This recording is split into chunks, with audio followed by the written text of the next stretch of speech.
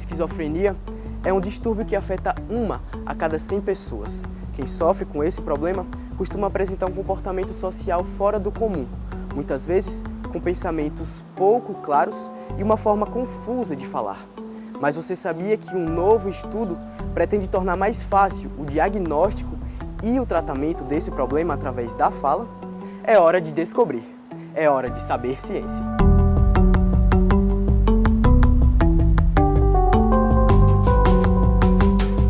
O tema é um tabu. A esquizofrenia é uma doença que ainda é estigmatizada. Há quem pense, por exemplo, que qualquer indivíduo esquizofrênico apresente um comportamento violento. Essa falta de informação apenas dificulta o tratamento do transtorno e torna mais difícil a aceitação de quem precisa conviver com o problema. Muitas vezes as pessoas pensam na esquizofrenia como se fosse delírios e alucinações. Esses sintomas normalmente vêm em salvas, vêm em crises.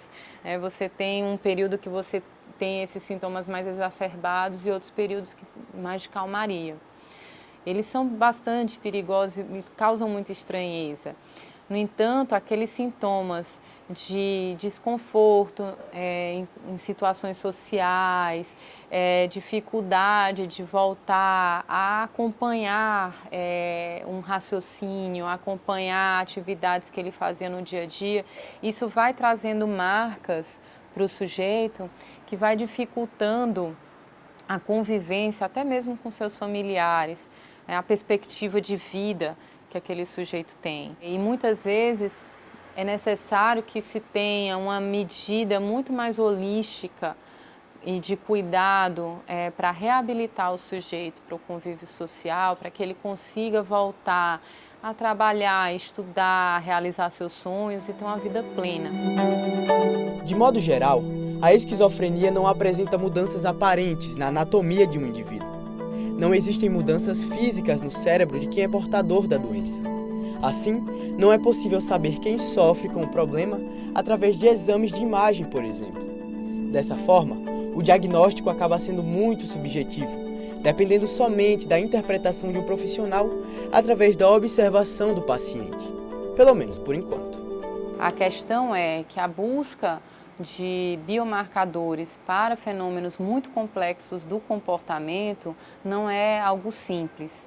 Então, quando a gente fala de mecanismos neurais, do movimento, por exemplo, a gente sabe que o que está envolvido fisicamente, biologicamente, para que ocorra o movimento de um dedo, de uma mão, tem mais ou menos uma trajetória bastante conhecida. Anatômica, estrutural e funcional. Mas para comportamentos complexos que têm a ver com como que a gente pensa ou como que organiza o pensamento, tem muitos desafios para se chegar ainda nesses biomarcadores. Está surgindo um novo campo conhecido como psiquiatria computacional, na melhor avaliação, numa avaliação mais precisa desse tipo de comportamento.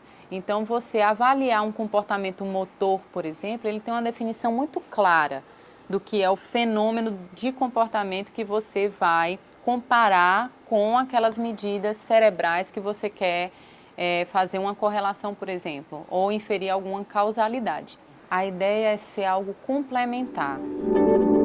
Para a realização da pesquisa, os neurocientistas entrevistaram 42 pessoas, pedindo a cada uma delas relatos sobre diferentes acontecimentos.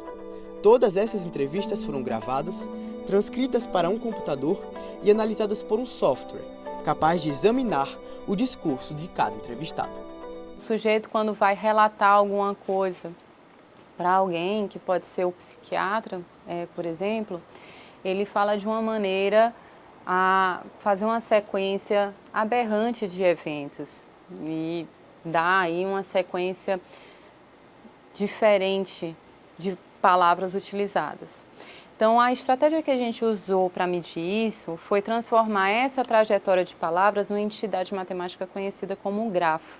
Então, a gente pega cada palavra que o sujeito relata em resposta a uma pergunta e representa essa palavra como um nó E a sequência das palavras é representada por setas, que a gente chama de arestas.